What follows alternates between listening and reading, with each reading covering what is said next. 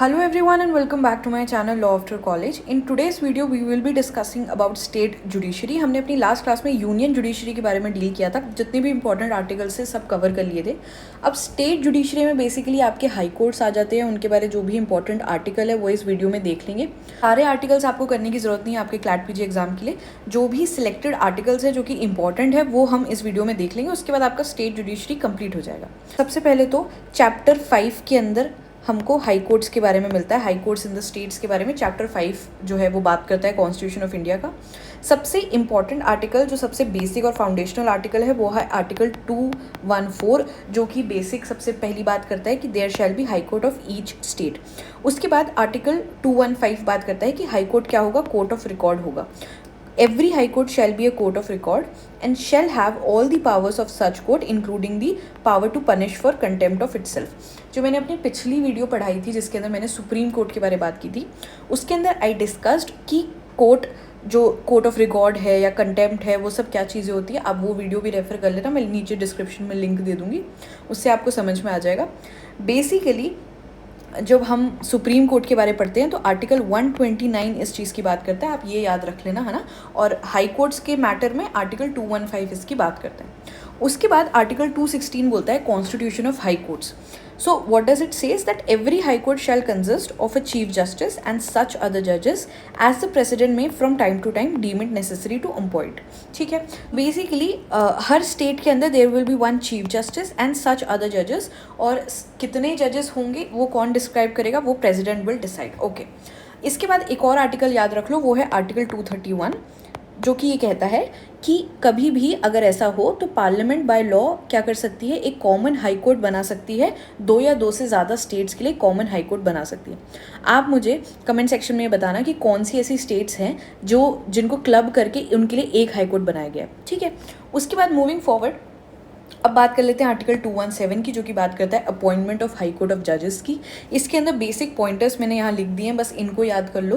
पूरा आर्टिकल जो है वो काफ़ी बड़ा आर्टिकल है, ये पॉइंटर्स आप याद कर लोगे, आपके एग्जाम के लिए डन है. सबसे पहली चीज़ कि अपॉइंटमेंट कौन करेगा, appointment will be done by the president. Then president will have a consultation with whom, he will have a consultation with CGI plus the governor of the state. यानी कि जिस भी स्टेट का हाई कोर्ट है उसका जो भी governor है उनके साथ and chief justice of India के साथ कंसल्ट किया जाएगा, and then president will appoint a person as the high court जज of that particular state. Then अगर किसी हाई कोर्ट जज को रिज़ाइन करना है, प्रेसिडेंट को रेजिग्नेशन दिया जाएगा, और किसी भी जज का रिमूवल उसी मैनर में होगा जो कि आर्टिकल 124 में दिया गया है जब हम सुप्रीम कोर्ट की बात करते हैं. तो वही मेरी सुप्रीम कोर्ट वाली वीडियो को आप देख लेना, सेम ही आर्टिकल है जिससे हम हाई कोर्ट के जजेस को भी रिमूव कर सकते हैं. ओके, रिटायरमेंट एज की बात करें तो रिटायरमेंट एज है 62 years in the case of high court जजेस, एंड एनी जज ऑफ द हाई कोर्ट जब भी वो ऑफिस में जाएंगे उससे पहले he will give oath to whom, he will give oath to the governor. तो बेसिकली यही जो क्वेश्चंस है ना, यही आपके MCQ में आ जाते हैं कि कौन अपॉइंट करता है, रेजिग्नेशन किसे दिया जाएगा. ठीक है, इसी में थोड़ा सा कन्फ्यूजन क्रिएट करने की कोशिश की जाती है. इन पॉइंटर्स को याद कर लो, ये डन हो जाएगा. ओके, मूविंग फॉरवर्ड 217 में ही आर्टिकल 217 के क्लॉज 2 बात करता है क्वालिफिकेशंस ऑफ हाई कोर्ट जजेस की. सबसे पहली क्वालिफिकेशन है सिटीजन ऑफ इंडिया होना चाहिए. कोई भी हम क्वालिफिकेशंस देखते हैं, किसी भी पोस्ट की देखते हैं, उसके अंदर प्राइमरी सबसे पहली क्वालिफिकेशन यही होती है. सेकंड क्वालिफिकेशन है एटलीस्ट 10 ईयर्स. ठीक है, एटलीस्ट है ये, एटलीस्ट 10 ईयर्स द जज should be the person who is going to be appointed as a high court जज, should have a judicial office in the territory of India.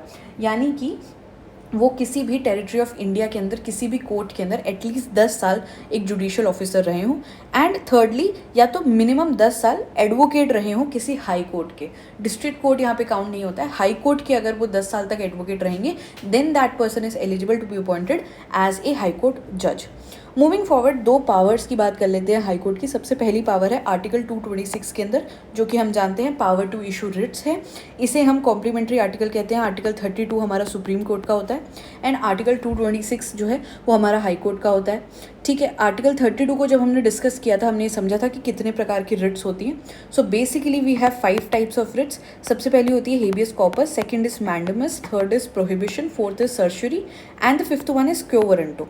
ठीक है, मेरी पिछली वीडियो देख लोगे आर्टिकल 32 की, तो सारी रिट्स के बारे में हमने डिटेल में बात की है कि क्या रिट्स होती हैं और कौन सी अथॉरिटी है जो इस रिट को लगाती है, किस पे लगाई जाती है।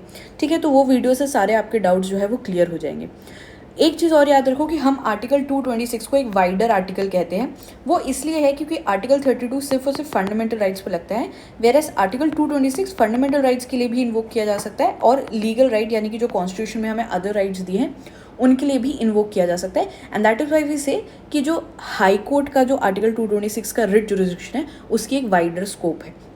ओके, आर्टिकल 227 उसके बाद ये बात करता है कि पावर ऑफ सुपरिटेंडेंस की। तो बेसिकली इसका क्या मतलब होता है कि हाई कोर्ट है और हाई कोर्ट की एक स्टेट है जिसका ये हाई कोर्ट है। इस टेरिटरी के अंदर कोई भी अगर कोर्ट है या फिर कोई भी ट्रिब्यूनल है उसके ऊपर एक सुपरिटेंडेंस की पावर है हमारे हाई कोर्ट के पास। सुपरिटेंडेंस बेसिकली क्या हो गया, सुपरवाइज करेगा। ठीक है, हाई कोर्ट सुपरवाइज करेगा, रूल्स एंड रेगुलेशंस बनाएगा लोअर कोर्ट के लिए, या कभी कोई रिकॉर्ड्स को एग्जामिन करना हुआ किसी सबऑर्डिनेट कोर्ट के, किसी ट्रिब्यूनल के, तो वो सब पावर्स जो है वो power of superintendence high court को प्रोवाइड की गई है। ठीक है, इसी के साथ अब देखो ये बहुत ही छोटी वीडियो थी, इसलिए थी क्योंकि इतने ही आर्टिकल्स आपके लिए ज़रूरी है। ठीक है, हमको सारे के सारे आर्टिकल्स मगअप नहीं करने हैं, हम कर भी नहीं सकते, आपका एग्जाम अब काफ़ी पास आ गया है। ठीक है, स्टेट जुडिशरी का जितना भी पार्ट है वो हमारा इसी वीडियो में कंप्लीट होता है। अब इसके बाद आपकी 2 और वीडियो बची है, उसके बाद आपका पूरा कॉन्स्टिट्यूशन कंप्लीट हो जाएगा। एक वीडियो आएगी आपकी इमरजेंसी प्रोविजंस पे और दूसरी वीडियो आएगी अमेंडमेंट पे।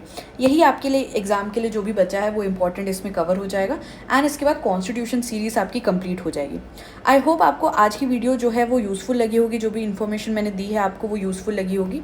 इसी के साथ अगर आपको लैंडमार्क और रीसेंट इंपॉर्टेंट जजमेंट्स की लिस्ट चाहिए जो कि आपके 1950 से 2023 तक कवर करते हैं, तो जितने भी आपके बैकलॉग केसेस है, ठीक है, अब हमको क्या करना होता है, हमको लैंडमार्क केसेस भी करने होते हैं, हमको पास्ट के रीसेंट केसेस भी करने होते हैं, हमको 2024 ईयर के भी केसेस करने हैं अपने इस एग्जाम के लिए।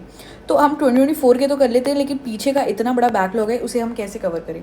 इसको कवर करने के लिए आपके पास स्टडी मटेरियल है जो आपको मेरे चैनल पे मिल जाएगा। आपको करना क्या है, आपको डिस्क्रिप्शन बॉक्स में एक लिंक दी है व्हाट्सअप चैट की, उस पर आप क्लिक करेंगे, आपको मेरी चैट ओपन हो जाएगी। आप वहाँ पे जो भी क्वेरी है आपको मेरे स्टडी मटेरियल से रिलेटेड वो आप वहाँ पे पूछ सकते हैं। इसी के साथ हम लोग मॉक टेस्ट भी हमारे चैनल पर हमने रिलीज़ किए हुए हैं। 20 मॉक्स आपको मिलते हैं एवरी सैटरडे। तो अगर आपको ये भी लेना है सेम, आप उसी नंबर पर उसी लिंक पर आप क्लिक करेंगे तो मेरी व्हाट्सअप चैट ओपन हो जाएगी। With that let's end this lecture here itself. Take care, bye bye.